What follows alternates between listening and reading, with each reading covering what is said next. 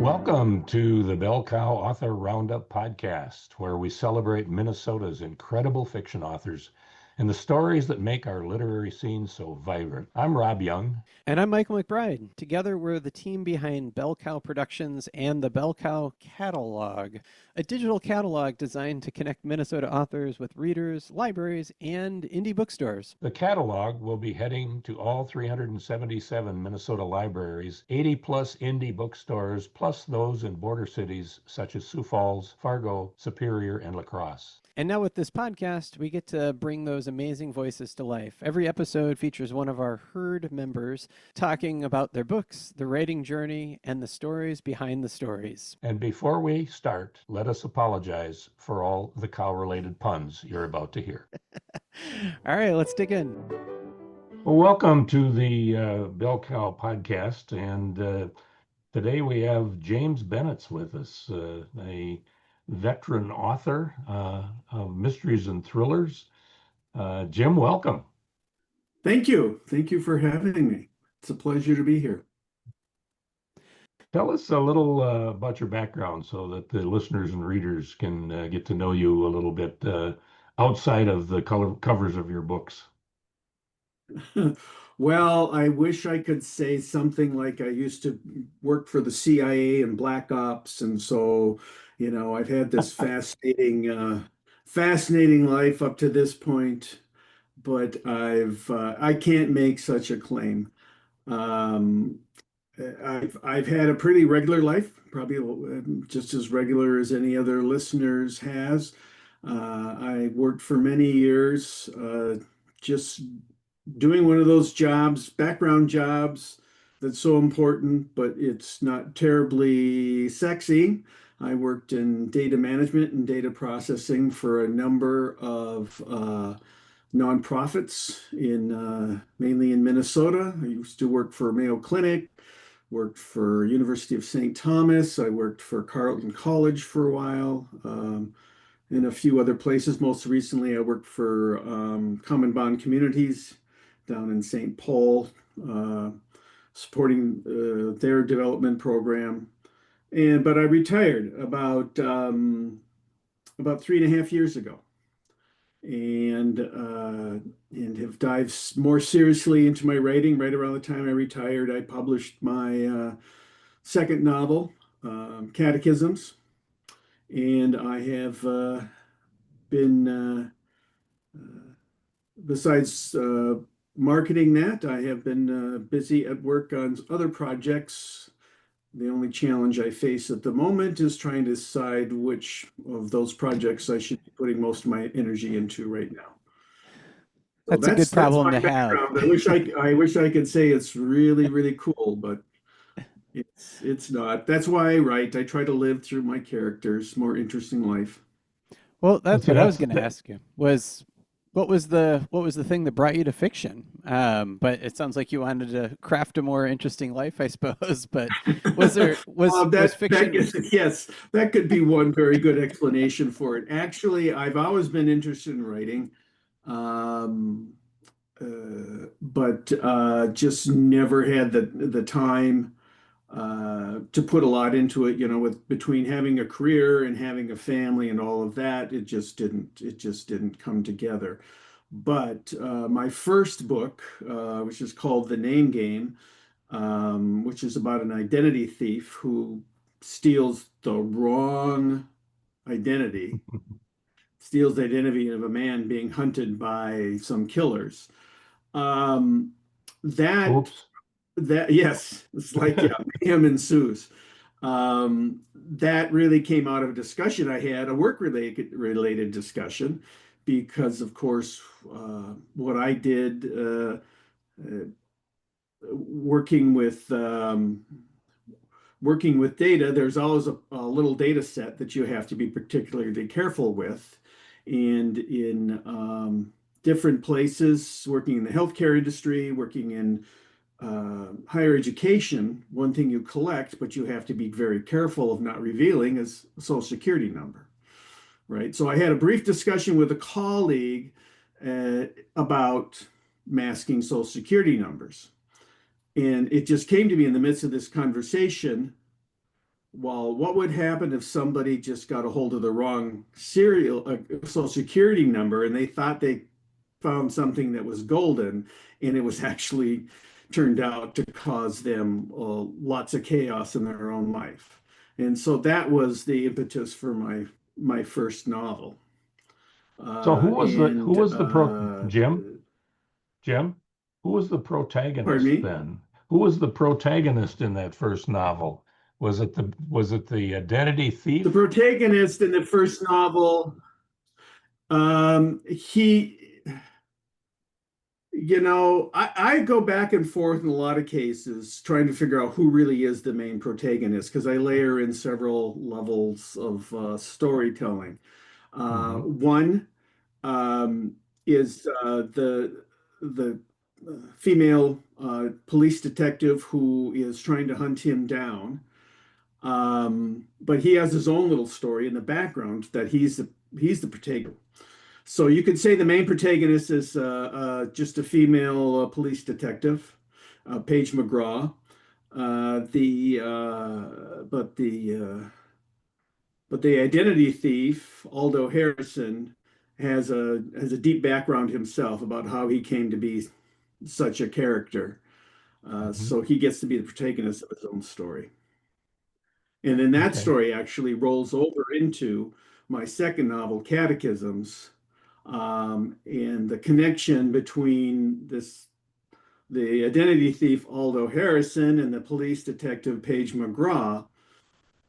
That becomes the subplot to my second novel, which is really has nothing to do with that identity theft. So I'm really curious then, when you sat down to write the first one, did you already have in mind that you would write more than one? Or was it, I have this story to tell and I just kind of want to write this book, and then the second one kind of spiraled out of there afterwards? Or like how much intentionality was there to writing a follow-up? Or was that always in your mind, I guess? That was always in my mind, partly because at the time with the first novel, I had an agent out of New York, and she was interested in a follow-up. I crumbled under the pressure of trying to get one out and still maintain a separate career. So I didn't get that out as fast as she needed it, which was fine. That happens a lot in the publishing world. But it still kind of hung on there that I needed to continue telling this story of these two characters and bring in it into another story. So it took me a long time, probably over, well, probably about 12 years, 12 or 13 years to get the second novel out. But I finally put it out there, and it's done fairly well under the circumstances that I am not only the author, but I am the main marketing director for it too. And knowing nothing about marketing, it's done all right. Yeah. Well, good. So I hope it's not going to take 10 or 12 years to see the next one. No, that's the advantage of being retired, a little more time on my hands. So no, I am working right now. Uh, I've I've got several projects, but I'm concentrating right now on one that deals with more of a noir atmosphere. I am fascinated now with noir movies like The Maltese Falcon and things like that, and the Pulp Fiction kind of stories of like Dashiell Hammett and Hmm. others like that. And so I'm trying to write in that spirit. And I've got a plan. I'm trying something a little different in regard to that. And I want to craft more of a short story format for them. Just I'm trying to challenge myself to write in a slightly more compressed format. But ultimately, it's going to be a series of short stories that will build, one will build on the other, almost more like a 6 to 10 episode uh, television series, which is very, very common format these days. but I don't have any illusions that it would ever go to television. But I thought recreating that by using a series of short stories might be something interesting and challenging to do. I That love that is the idea.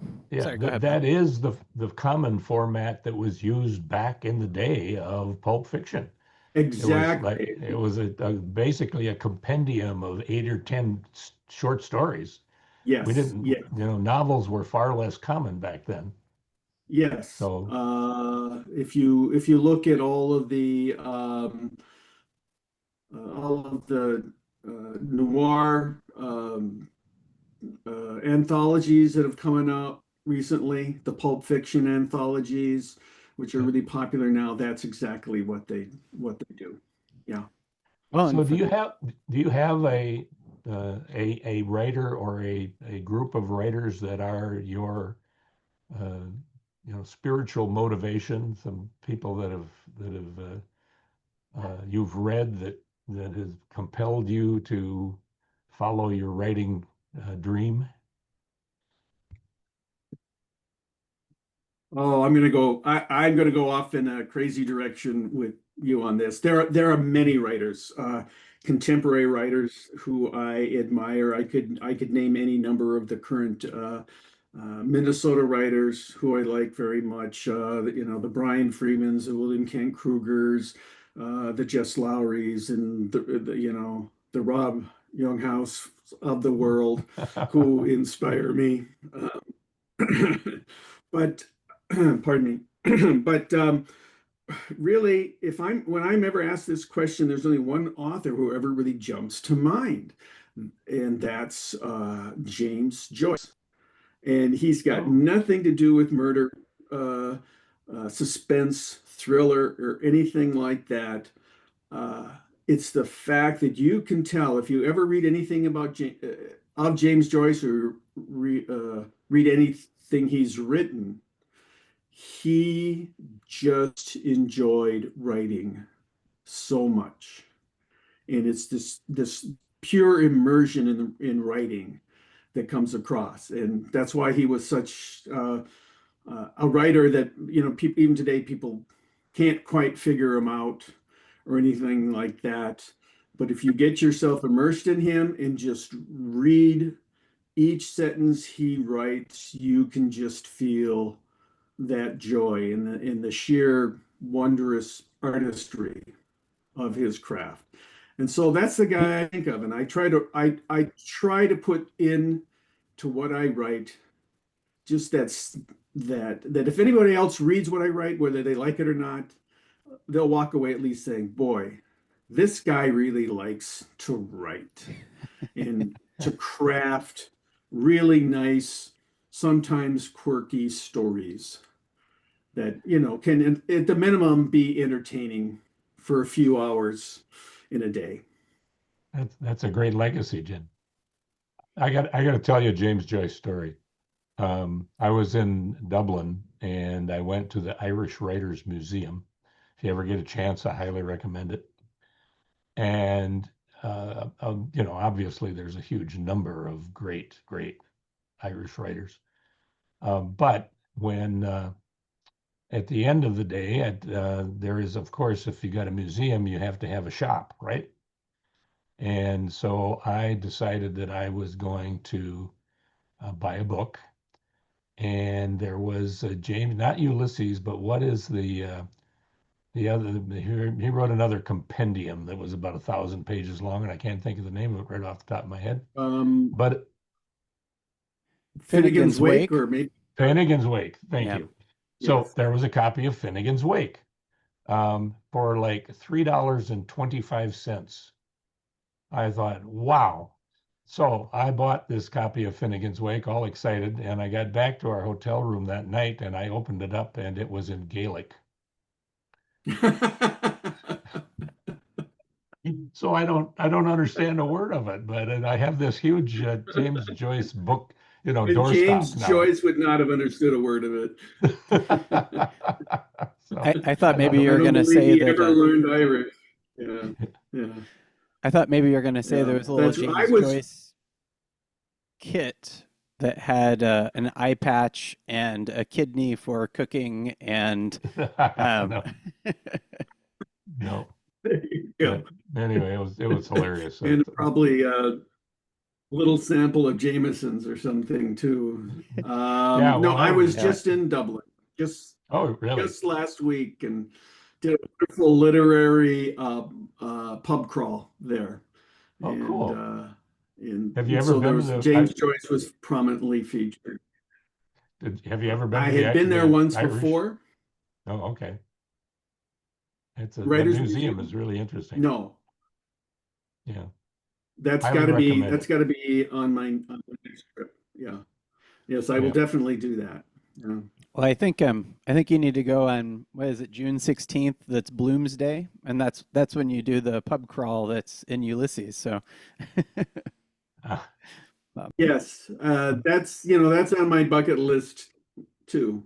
It's Dublin in the summer is a crowded place, and I don't do crowds well. So usually I try to ah, do the off season, but I think before I die, I will have to do that. Bloomsday, yes, in Dublin. Um, it's so at yeah, about page 1100, I he think. really is. Yeah, but that's my inspiration. Yeah. cool. I could go into others, but yeah. So who is the automatic buy, the auto buy author currently that no matter what they write, as soon as they pop out a new book, you buy it and read it, or at least put it on your shelf for future reading. You got anybody? Mick Herron. Mick Herron. Oh, I don't know okay. why. And He does the slow horses. His first book was Slow Horses, which is yep. just a goof on the name Slough House. And they're on Apple TV right now too, and it's a fantastic show, and the books are fantastic too. So anytime I see anything that is coming out from him, I snatch it up. Um, and then the one Interesting. whose name uh, I can't recall off the top of my head, but does the Magpie murders, if you're familiar with that. Oh, Those have been, if yeah. yeah, you know who I mean. Yes, I do. I was I just can't remember his name, and I don't think I have any Anthony of those in Hurwitz. this room. I just looked it up. Anthony I Her, couldn't yeah, remember. I looked it. I Yeah, cheated. So, there yes, yes, yeah, and yeah. Anthony Well, Hurwitz. I appreciate you cheating for me. Yeah, and all those He's careers. And he, then I'll tell you, I'll name drop here on one. I'll please always do. pick up and always read. And the Minnesota Connection is a guy by the name of Brian Freeman.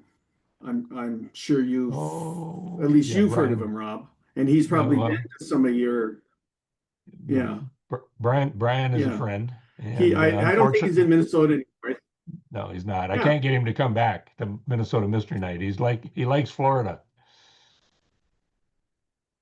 so we've been Yes, I working was on just going to him. mention he's moved to Florida and Yeah, he's given up on the Minnesota winters and yeah. yeah, it's too bad he's not coming back. But see, I used to work with him many years ago before Oh, really? he was a well-known author.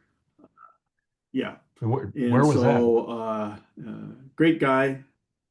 Yeah. That was at Carleton College.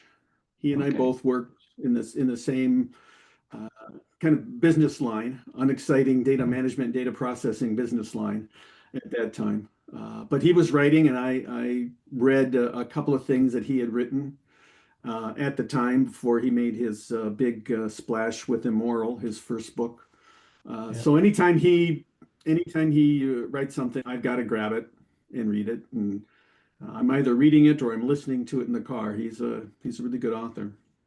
Well, But he's also very prolific. He not quite puts as out good about as four. James Joyce, but he's really up there. He puts out about 4 books a year, so he's going Yes, to take up a yes. lot of your reading time. Oh, I'm so jealous of him that Yeah, he me can too. write that well and that quickly and just keep them Unbelievable.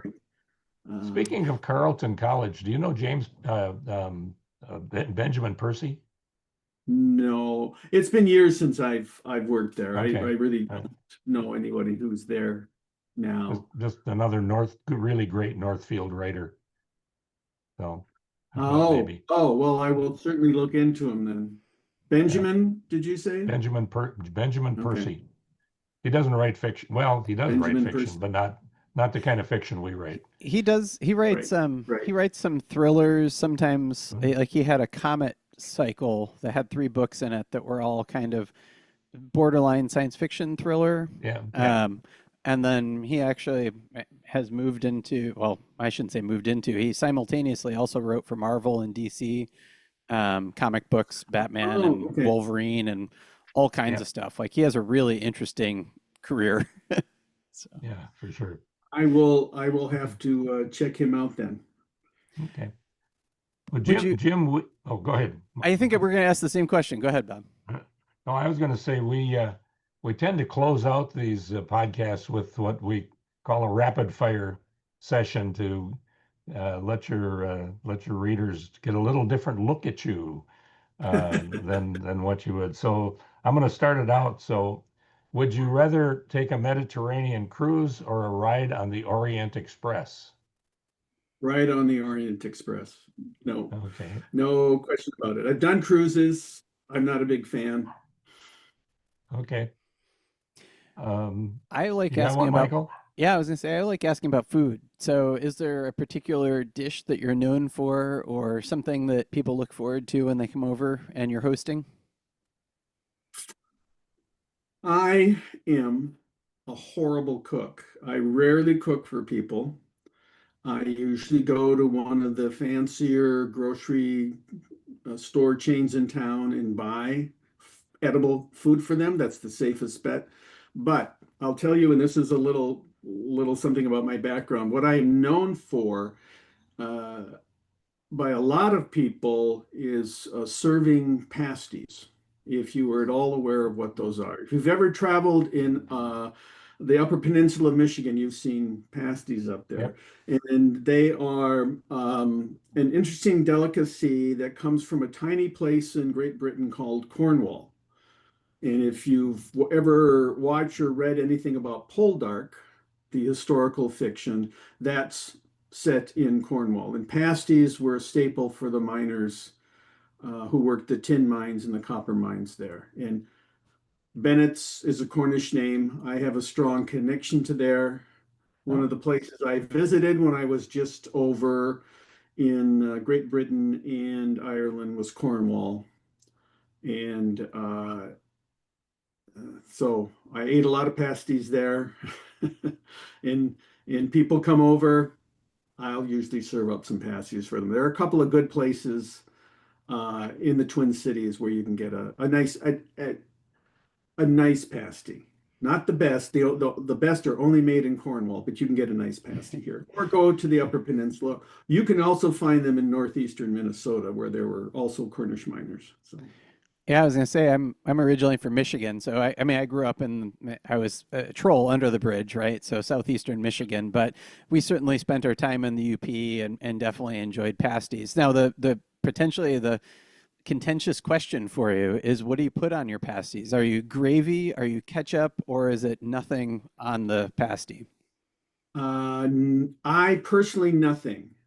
I grew up in a strict Cornish household. My grandfather immigrated. My father was 100% Cornish. Nothing could go on a Cornish pasty. You ate it the way the tin miners were meant to eat it, and that's just straight out of the little tin bucket they had in deep in the mine. You were just gnawing away at it. And but I have since um, grown a little more tolerant of variations. So I will allow people in my company to put gravy or ketchup on them. They're also well known now, especially in Great Britain, for coming in different varieties. So you don't just get the usual beef steak in it. You can get it with chicken. You can get it with pad thai in it. You can get it with just oh, about geez. anything else in it. So I've grown a little more tolerant of all that.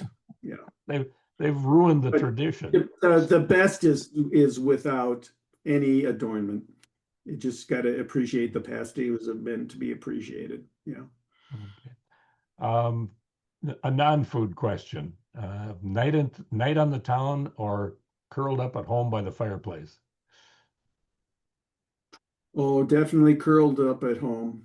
I don't have a fireplace, but I'm curled Oh, up. Usually I'm over my laptop, typing away at something, or I am just laid back watching a television show. Um, so that's my ideal evening. okay. So what TV shows do you watch or what do you stream?